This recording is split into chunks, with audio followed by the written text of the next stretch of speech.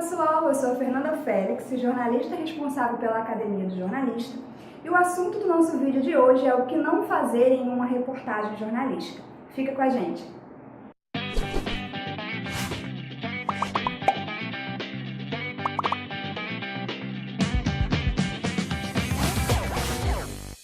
Então, pessoal, a primeira coisa que vocês devem ter em mente é que notícia e reportagem são gêneros jornalísticos diferentes. Notícia é algo mais breve, mais factual, que é permeado nas 6 perguntas: o que, quem, como, quando, onde e por quê. Já a reportagem é algo mais detalhado, com mais dados, entrevistas, falas, gráficos, mais itens dentro de uma notícia, claro, porque sim, na reportagem pode conter as 6 perguntinhas que eu falei da notícia, só que com mais respostas.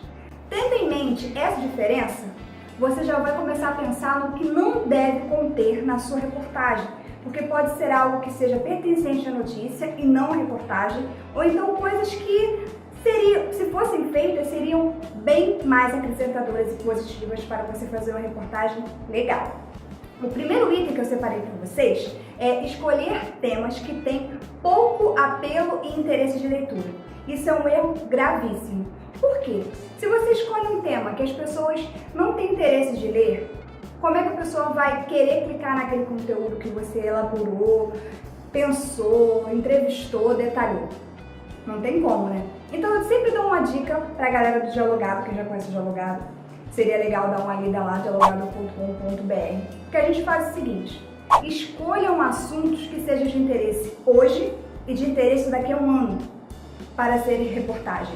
Porque como a reportagem é algo mais elaborado, pode comprovar ou não comprovar alguma coisa, se a pessoa leu hoje, ela lê daqui a meses, vai ser tão interessante para ela quanto. Então valeu a pena aquele texto mais elaborado que você tenha feito, tá?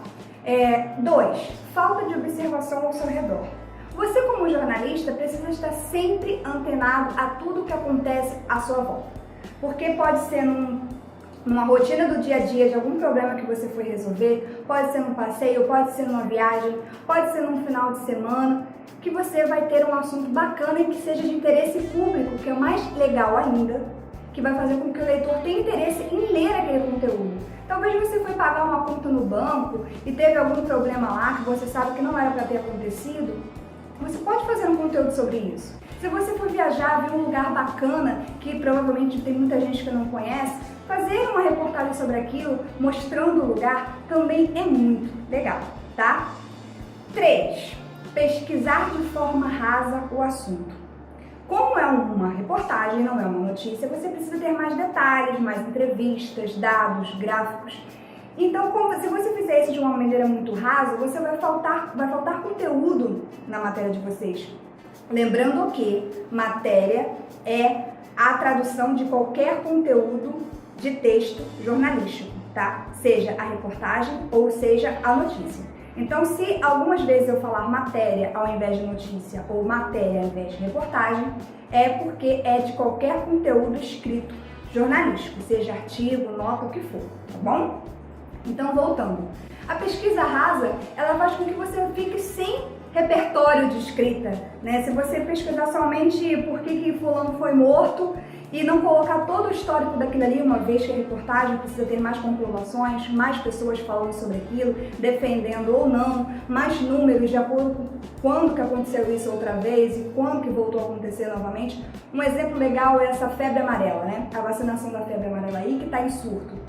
Se você for fazer uma reportagem sobre isso, você pode verificar quando que aconteceu isso outra vez, você vai colocar gráficos, vai pesquisar em sites oficiais de saúde, vai falar com pessoas que possivelmente já tiveram a doença, ou então pessoas que nunca tiveram a doença, que estão tendo que se vacinar, que moram em zonas de risco.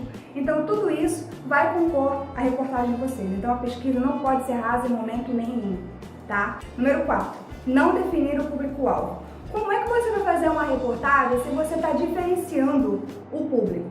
O público que lê o veículo que você trabalha, ou então o público que lê o site que você trabalha. Se for um conteúdo que não seja de interesse deles, é como se você estivesse fazendo uma carta e a carta que você enviou o destina para não ler. Então, fica um trabalho em vão de um conteúdo bem elaborado que possivelmente vocês tenham feito. tá? Número 5, não ter prioridade com a entrevista. A entrevista é muito importante porque ela vai fazer com que a sua reportagem fique bem completa, com pontos positivos, negativos, ou então com aprovações, desaprovações. Então, dê sempre prioridade às entrevistas dentro de uma reportagem, porque ela vai dar sentido, tá? Para o negócio ficar bem legal. Número 6, escrever o texto como se fosse uma notícia. Já falei para vocês a diferença entre notícia e reportagem. Então, jamais escrever um texto muito objetivo, sem detalhamento, focando somente nas 6 perguntinhas do lead. Reportagem é para detalhar, mas detalhar com qualidade. Não é colocar qualquer coisa, fazer nariz de cera e achar que quantidade é qualidade, que não é, viu, gente? Já falamos sobre isso em outros conteúdos. Número 7. Não decidir em qual formato será feita a sua reportagem. Como assim?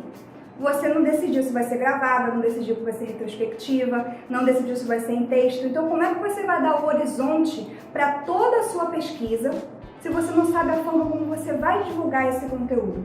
Então, é muito importante essas 7 dicas que eu dei para vocês e, claro, aquelas básicas, que é saber a diferença entre notícia e reportagem para acabar não misturando as coisas, tá bom? Eu espero que eu tenha podido ajudar vocês aí nos conteúdos.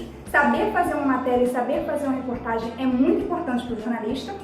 É um dos conteúdos bases aí para tudo, tá? Seja no estágio, seja no trabalho. Então, quem não sabe fazer isso vai diminuir muito o range de oportunidades que vocês possam ter aí para estágio ou trabalho, se já é formado, tá bom? Então é isso. Quem gostou do vídeo, curte, compartilha, marca os amigos. Se você estiver me vendo pelo YouTube, se inscreva no nosso canal. Tecle no sininho que fica aqui para receber as nossas notificações. Um grande beijo e até a próxima pauta.